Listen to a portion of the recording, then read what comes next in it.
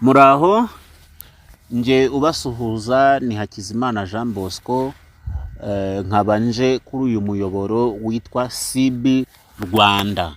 Ntago ndi njyenyine, ndi kumwe na Tite Kamanzi uhagarariye uwuhe muyoboro business isobanutse. Turabigarukaho ku buryo burambuye mu kanya. Hanyuma rero twafashe initiative yo gufasha abantu benshi cyane uruhande rw'abapioneer, nubwo hari n'abandi bashobora gukurikira ibiganiro byacu bikagira icyo bibungura.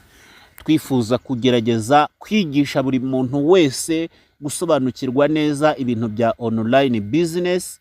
Hanyuma ikindi cy'umwihariko tuzibandaho ni igikorwa cya P Network. By'umwihariko nge muri kuvugana cyangwa nge mwumva ni Bosco DMD wa CB Rwanda. Rero tuzafasha buri mupioneer wese kumenya uko yakwikorera buri kimwe cyose kijyanye na P Network. Murabizi tugeze ku gihe kitoroshye, tugeze ahantu hashyushye, tugeze ahantu hakomeye, aho abantu bagiye gutangira kugura, abantu bagiye gutangira kwishyura serivisi nyinshi zitandukanye.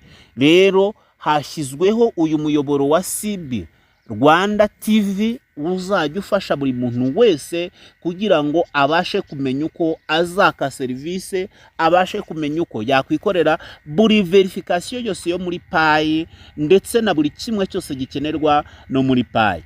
Hanyuma hakabaho n'umuyoboro wa business isobanutse, aho nayo izajya igufasha kumenya amakuru nyayo agezweho ku bijyanye na business.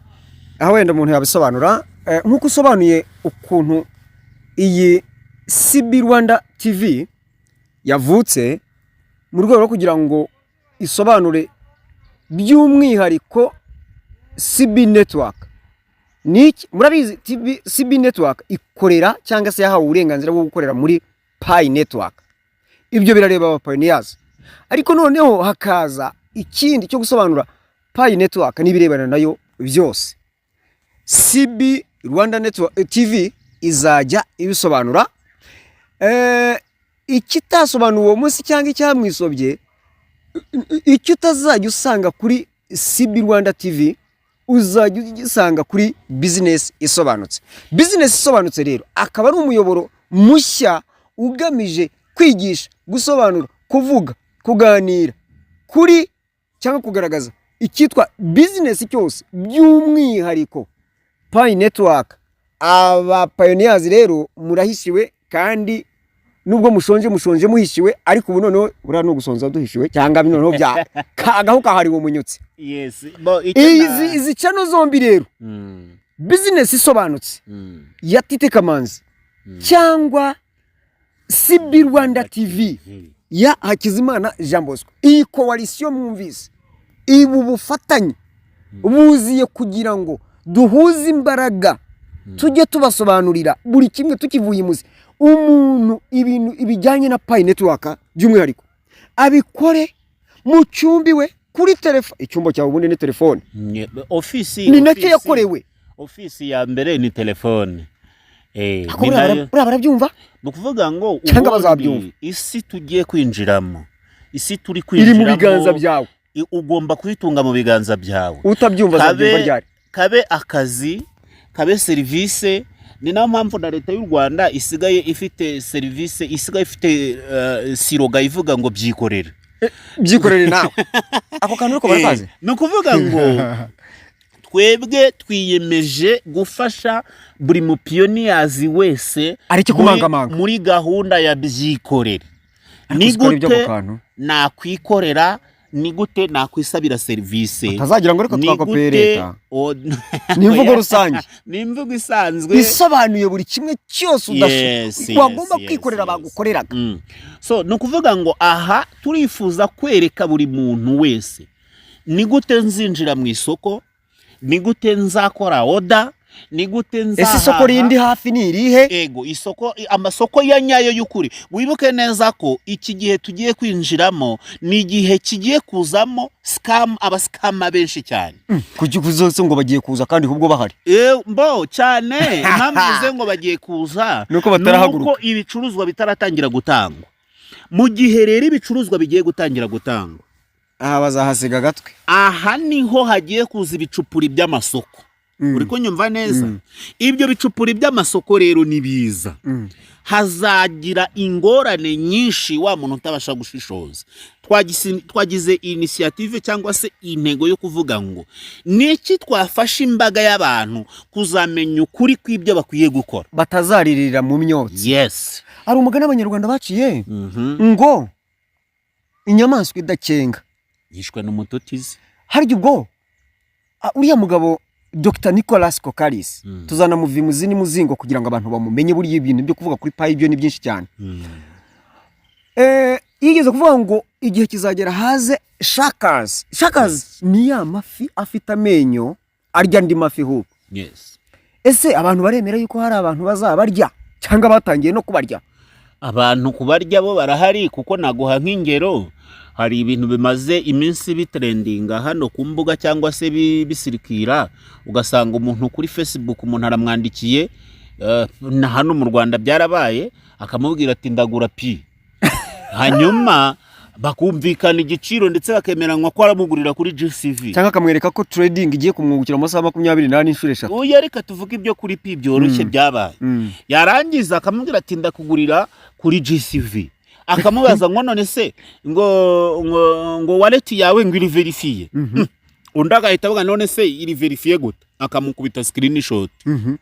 Agahita abona ari fake umutungo uriho. Yego, yamara kubona umutungo uriho akamubwira ati bo none kuko wallet yawe agira ngo amwereka kuri konta ya izafite ko wallet yawe itari verified.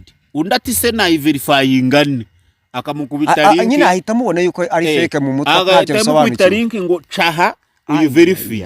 Yashyiramo passphrase yiwe, pay zose zigahita zigenda. Ubundi buryo bwa kabiri bwaje buri no kwibirwamo abantu cyane, nubwo bise ngo peer to peer ya pi. Yego, niyo nibaho nisikamu nyishyura nkwishyure. Ukuvuga ngo bagukubita link ngo winjire muri peer to peer, wamara kwinjiramo bo bayise platform ikorera muri payi. Ego, bo barayifata nka mbese bumvise ko peer, ariko hari umuntu ku rubuga wavuze ati nange ni munyereke ukuntu nkora peer to peer. Turaseka turatembagara. Cyose turamubaza peer to peer uruzi ibyo ari byo? Ego, peer to peer ni nyishyura nkwishyure. Yego, ariko igiye gushyiramo link kuvuga ngo ugiye kumushyira muri peer to peer tayari umuntu aba yagiye. Ibyo ni biri kuba none, ariko amasoko namara gutangira sasa urajya ubona amasoko yavutse yirirwa ku mbuga nkoranyambaga avuga ngo twebwe dufite ibi, imodoka ngizi ziri kugura 0 combien de pi, ugendeye ku kihe giciro ni GCV bagenderaho kugira ngo bagukurure. Dufite amazu, dufite amamodoka, dufite ibintu, hanyuma wowe ukururwe nabyo ugira ngo nabukuri. Twaje rero kugira ngo tubahe umucyo, nyamara tubazaniye ibintu bikomeye. Rero kugira ngo umucyo muzawubone, uzawubonere kuri gihe, urasabwa iki? Babwira ikintu basabwa. Icyambere hari gukurikira izi mbuga zombi, CB Rwanda TV. Byitegereze neza uko byanditse, batazakuzanira igicupuri cyayo. Iya kabiri, business isobanutse, hitukora kuri kare hanyuma kugira ngo utazayoboka jya handi. Kora subscribe ukande no kukazogera gahindura ibara, hanyuma ujye ubona notification cyangwa se imenyesha yuko hari ikiganiro cyahageze. Si ibyo gusa, mujye munakanda kuri cya gikumwe kizamuye like. Yes, ibyo bisobanuye iki? Bifite icyo bisobanuye muri statistics za ntuziriya YouTube. Yego, kuko niyo notification kugira ngo ikugeraho YouTube bigiramo uruhare. Ikindi ni mujye mwandika muri comment, mutubwire muratekereza iki, murabaza iki, murashima iki, muranenga iki, tubone uko dutunganya ibi biganiro. Umubyeyi watekeye abana ibiryo ntibabirye cyangwa bakabirya nabi, uyu mubyeyi biramubabaza. Byatubabaza turamutse dutaye imbaraga muri ibi bintu, ariko abo tubitegurira bakaba banibindeba. Ingaruka ni ziza, abazarira mu myotsi tuzaba twarakarabye amaraso yanyu. Icyanyuma twakora ni ikintu bita share ni ugusharinga ni ukohererezanya ni uguhereza abandi amakuru iyo link yoherereze mugenzi wawe umubwira uti hanyuma ikindi mujye mureba munsi ya description hariya haba handitse umutwe w'amagambo cyangwa se titre munsi yaho hari akantu kanditse ngo description hari andi magambo aba yanditseho mujyeho wenda haba hariho email cyangwa nimero za telefone hari ariko amagambo bari mu ibara ry'ubururu ni link ya group dutangiraho iyo channel cyangwa iyo link iyo utarabimenya ariko kuko tuba tuyihuriyeho iyo ushaka kuyijyaho tugahita tushyiramo link ugahita uyibona igihe telefone yawe hatagiyemo notification cyangwa se utitayeho kubireba ariko kuri groupe wayibona ugahita umenya ko hahiye. Ikindi nakunganira mu by'ukuri dufite intego yo kwigisha abantu kugira ngo bamenye uburyo babyikorera. Umuntu wese ushaka kumenya uko abyikorera please gerageza ukore subscribe. Wakomoje kuka niba wakakomojeho sinibuka ijambo ni imvugo leta yazanye nagashya nyine ivuga ngo byikorere menya kwitangira ikirego mu rukiko ukoresheje systeme y'irembo. Muri make za service zose zitangwa zirenga 200 ziri kuri service z'irembo menya kubyikorera sibyo. Menya nawe rero ibi bigamije kugira ngo umenye kubyikorera tinyuka urashoboye. Hanyuma icyo nendaga kongeraho no kuvuga ngo turifuza gufasha buri muntu wese kumenya uburyo agiye kwinjira mu isoko. Ni nacyo kintu ngewe cyampagurukije amasoko na Tito Kamanzi. Turashaka gufasha abapioneers kumenya uko bazishopingira. Icyo ni kimwe. Icya kabiri rihangane gato. Icya kabiri turashaka kubaha amakuru yizewe. Urakoze cyane. Amakuru yizewe no kuvuga iki? Hari ibintu abantu benshi bafite bimeze nk'ibihuha biri aho ngaho. Twe turashaka kujya tuguhera amakuru ku gihe kandi benshi bakabihomboka inyuma. Yego bakabyirukankaho. Turashaka kuguhera amakuru ku gihe, tukaguha amakuru yizewe, tukaguha amakuru asobanutse. Ongera ngo atazakugiraho ingaruka. Atazanakugiraho ingaruka. Nari nguciye mu ijambo nshaka kubwira nti ntiwibagirwe n'amakuru aba agezweho. Wagira ngo wanduraga mu bwonko. No kuvuga ngo rero dushyizeho izi channel kugira ngo twige. Ababiri bishumwe please mwihangane. Ubu tugiye gufatanya turi babiri dukubite ibi bisambo tuzengurutse, ibi binyoma bituzengurutse, iyi nyanja tuyoge tuyice, umupayone yahagarare bwuma. Dr. Nicolas aramutse avuze ati ibi nibi uvuge uti ndetayari byikorera ibintero. Leba impamvu rero nashyizemo iyi siroga ngo byikorere cyangwa se n'impamvu yo gushinga uru rubuga izi mbuga iyi channel ya CB Rwanda TV na business nyayo no kuvuga ngo ikintu twifuza business isobanutse. Okay, thanks. Impamvu ngewe njya nkora ama voice nkayahereza abantu ku ma WhatsApp, voice zanjye zikagera hirya no hino, ariko ugasanga hari imbuga zigiyemo ntabamo zahagera abantu bakabaza ibibazo nyamara bari kubaza ibibazo umuntu udahari utari bunabisubize ariko utanabisobanukiwe. Comment yose uzatera hano kuri iyi channel nzagusubiza nguha ubusobanuro, ndetse n'ibinaba ngombwa nkora ikiganiro kuri iyo comment kugira ngo urusheho gusobanukirwa, kuko hari ibintu byinshi abantu babaza ariko biba bikubiyemo isomo. Icyo gihe rero iryo somo tuzaritanga umuntu abashe kugira gute kuryumva, amenye aho ibintu biri kuva naho biri kujya. Nimba ari nk'ikintu washakaga gusobanukirwa, twe tuzagikoraho ikiganiro kibisomo uryige. Bakoze ari ikintu utasobanuye ngira ngo tugarukeho tunasoza. Yego. CB Rwanda, CB Network ni company yemerewe gukorera muri Pi Network. Buni ncamake. Yego. Nubwo nyirayo ari niyo mu Burundi. Yego. Fonda wayo cyangwa se nyirayo ni Umurundi, ariko mu Rwanda ihagarariwe na Hakizimana Jean Bosco, akaba ari nayo mpamvu yitwa CB Rwanda. Channel kuyita CB Rwanda TV ni nuko ahagarariye CB, icyo ni cyambere CB Network mu Rwanda, ariko si ibyo gusa, mu bisobanuro byose azavuga kuri Pi Network atavuzemo ijambo CB azaba ari umugambanyi. Iyo ndahiro uyihagarareho. Icyo nakunganira icyo kintu ikindi rega Barundi buriya ni abaturanyi, n'abavandimwe, nari mbivuze nabi, n'abavandimwe. Urakoze cyane.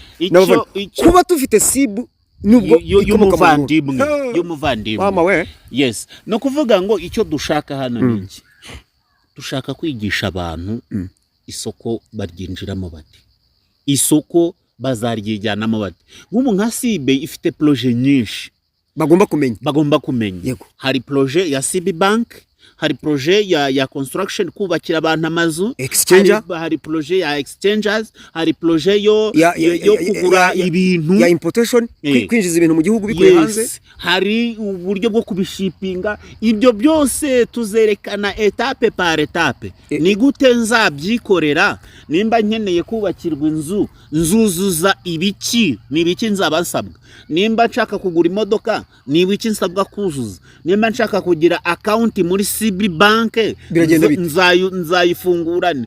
Wibuke neza ko muri CB Bank hazazamo n'ikintu cyitwa KYC. Tuzabyigisha hano uko bazakora iyo KYC. Urabizi kuko buri banke yose igomba kumenya umwirondoro w'umukiriya. So rero bavandimwe, turabasabye mukurikire izi channel. Nibakora ibyo twabasabye. Mukora ibyo twabasabye, mukurikire izi channel. Iyi ni CB Rwanda TV. Nta uzicuza. Nta muntu uzicuza. Uzabona amakuru nyayo ku gihe, uzabona ibigufasha kuva aho wari uri winjira mu rindi terambere, ubundi tuve mu bwiza tujye mu bundi. Hanyuma rero dusoza. Yego. Tite Kamanzi mwari mumenyereye ku biganiro bya Pi Network kuri channel yitwa Umusaza TV. Ntago muzongera kubyumvayo. Umusaza TV ubundi yakorewe ibiganiro bisanzwe by'ubuzima busanzwe, umuco, imibereho, imibanire, ariko ubu ngubu byose byimukiye kuri ibiganiro bya business na Pi Network by'umwihariko. Ni kuri business isobanutse, nta handi muzabisanga kwa Tite Kamanzi. Kwa Jean Bosco Hakizimana ni kwa CB Rwanda TV. Munamenye kubivuga ariko muzaba mubisoma nta kibazo. Ikintu ntagenda tutavuze kamwe. Twe kugenda tutahaye abantu umucyo. Yego. Hari amakuru, hari ibintu biri kuvugwa cyane bya open minded kuri P-Day 2. Nureba ko babiri bishumwe. Wabirebye? Ubumba ngiye.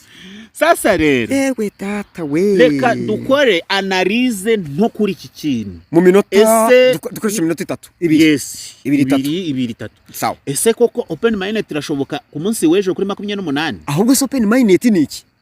Open minded ni ukuvuga ngo nukwemerera systeme zindi ziri hanze kwiconnecta mu mushinga. External connectivities. Ese ubundi open minded yarabaye cyangwa izabe? Ibisabwa ngo ibyo bibe byarabaye. Okay, rero ngereka ngo uhumuye. Hago byabaye. Oya, byarabaye. Buretse gusobanurira open minded, full open minded. Okay, buretse nge ngusobanurira. Open minded ni period. Yego. Ntago ari ikintu kiba gutya kikaba kirarangiye. Open minded ni urugendo. Igenwe n'ibikorwa runaka. Aha. Hanyuma ngewe uko mbizi, ntago bikuyeho uko ubizi. Cyangwa uko byanditse. Cyangwa se uko biri. Open minded twarayitangiye. Twayitangiye mu gihe cya unclosed minded. Yego.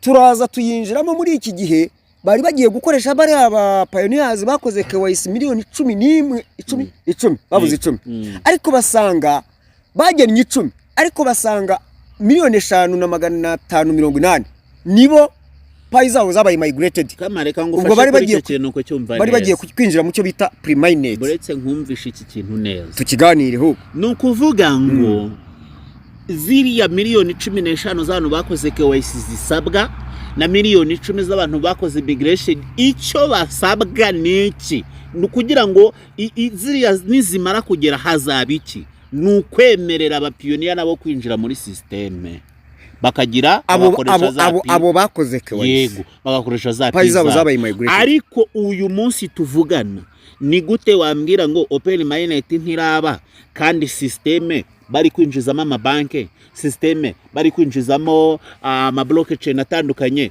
systeme bari kwinjizamo ibintu byose, systeme turi kubonamo za Tesla, systeme bari babiri bishe umwe rero buri cyo bamariranye. Ahantu rero tumeze nk'abanyapolitiki. Abanyapolitiki nibo bakubwira bati guteza imbere umuturage nuko harura imihanda, ndati warasoze. Ubundi wasanze batagenda. Ese bagendaga ahantu wasanze bagenda mu gisambu. Ati hubwo kubakira uburyo ubuzima bwabo bumera neza, mitiweri, kurya n'ibintu nk'ibyo, indyo nziza, inganda, ugasanga ntago babyumva kimwe, n'ugasanga barahanganye. Hano rero uyu mugabo uyu mushinga yakoze ugiye kuzamera nka Bibiliya. Bamwe bati Yesu azaza, abandi bati murabeshya. Abandi bati dore ibimenyetso, bati se ko imyaka ishize biri hehe. Ariko siko ibi bintu bimeze. Hano uyu mugabo ibyo avuze ikigiye kuba nicyo kiba. Yego, cyo ni cyambere. Unclosed mindset twayinyuzemo. Ubundi open mindset ni ukulonshinga ku mugaragaro finali. Yego, umushinga wa payi birangiye nta muntu ukimayininga. Ahubwo ejo bundi hari abantu babonye bavuze ngo tuzahora tumayiningira ngo umuntu uziyongere, ahubwo tuzaba twunguka za zindi twarokinze cyangwa se tustakinga n'ibindi. Ahubwo hano hazabaho igihe payi zaba itakimayininga na cwa. Ubu tugeze kuri 0.0041 uku kwezi. Tutegereje kuzareba kwa karindwi base rate y'ukwezi gutaha. Icyo gihe open minded full izaba igiye kuba. Ibyo bita halving ni nko gukama cyangwa se guteka kw'inka n'inkono babyita. Noneho rero bayishyize mu bice bitatu open minded. Bwa mbere ni unclosed minded, wavuze uti period ni igihe. Bwa kabiri bategura icyo bita pre-minded. Yes. Mugende mujye gucukumbura muri white paper. Hanyuma pre-minded ni igice kibanziriza open minded. Bwite yego nayo bayita open minded, ariko ni open minded yaba abantu bateguwe ziriya miliyoni 10 bavugaga. Muri miliyoni 15 bashatse gushyira ku isoko 10, ariko basanga muri izo 10 eshanu muri zo 11 zakoze KYC zirakunda. Hanyuma ariko mu gukunda kwazo ntabwo payi zabo zigeze ziba migrated ngo zijye kuri mine balance. Basanga 5,880 nizo zabaye ntuzi. Basanga umushinga wabo ntabwo uri bujyemo. Baravuga bati noneho rero ni mukore ibishoboka byose mwuzuza ibisabwa dushyire ku isoko abo bantu miliyoni 10. Systeme ikore imenyere muri make inzira ibe nyabagendwa. Bategurire open minded. Bagiye gusanga bagasanga hari abantu umuntu yafite indangamuntu kera bamufotoye niba agacupa kavuye mu ruganda ku bwanwa bwari ko hameze. None uyu munsi ni nk'igihuru, ubwanwa ni nk'igihuru. Agiye kuzana inanga, ari fara bambwira liveness, akazana icyanwa cyashokonko ikigera bakubita ku ndangamuntu bagasanga nta n'amahuriro. Abantu benshi mbese ifoto ikagenda ishidikanyaho. Wa muntu ukora wa validator nashidikanya, niyo mpamvu uzabona azateza ingaro. Nateza ingaro niyo mpamvu uzabona liveness nyinshi. Ariko iyo yongeye ikindi hari gihe bavuga ati none aba bantu twaba twibeshya atari abantu. Ukabona liveness iragarutse. Yikore. Ibi rero nitubikora tukabyumva tukabikora, ubwo tuzabisobanura mu buryo burambuye. Bizatuma ba bantu biza miliyoni 10 zashakwaga biba. Ariko ntago mu by'ukuri pay day 2 ikigiye kuba ntawukiza. Akari mu nda y'ingoma kamenywa n'umwiro na nyirayo. Kamenywa n'uwayihambe nimba ariko bavuga. Abantu rero bari mu kwihandagaza bakavuga ngo ni open minded igiye kuba. Sindi kumwe nabo. Bose ko niba uri kumwe nabo. Kamanzi ngewe icyo nasozerezaho mvuga nakubwiye ko open minded yabaye, ahubwo open minded yaratangiye. Ahubwo open minded icyo yumva ko ari uguvuga agaciro kapi, yumva ko ari ukujya ku isoko kw'imishinga n'ibiki byose, ahubwo ntago bumvamo period irimo. So rero ikizaba kuri P-Day 2 tugitegereze, tugihanga amaso, kandi tuzabaha amakuru ya nyayo. Tuzanasesengura ikizava mu bizaba byabonetse. so rero icyo twabasaba mukomeze mukurikire izi channel, kore subscribe, uhereze n'abandi bantu bawe b'inshuti ze bifuza kumenya amakuru ya nyayo, bakurikira izi channel kuko zigiye gucaho ibintu byiza, zigiye gucaho ibintu by'umuriro, zigiye gucaho amakuru y'ukuri, zigiye kukwigisha uko wabyikorera. Reka dupfundikira tutabivuga atari umwanya wabyo. Murakoze cyane. Amakuru nakagaruka, mukomeze mukurikire muhererekanye we. Ntabwo nemera ko amakuru ari akagaruka, ahubwo amakuru azajya ahoraho. Nagahora. Amakuru ikintu cya mbere ni amakuru. Imana ibahe umugisha kandi barinde. Amen.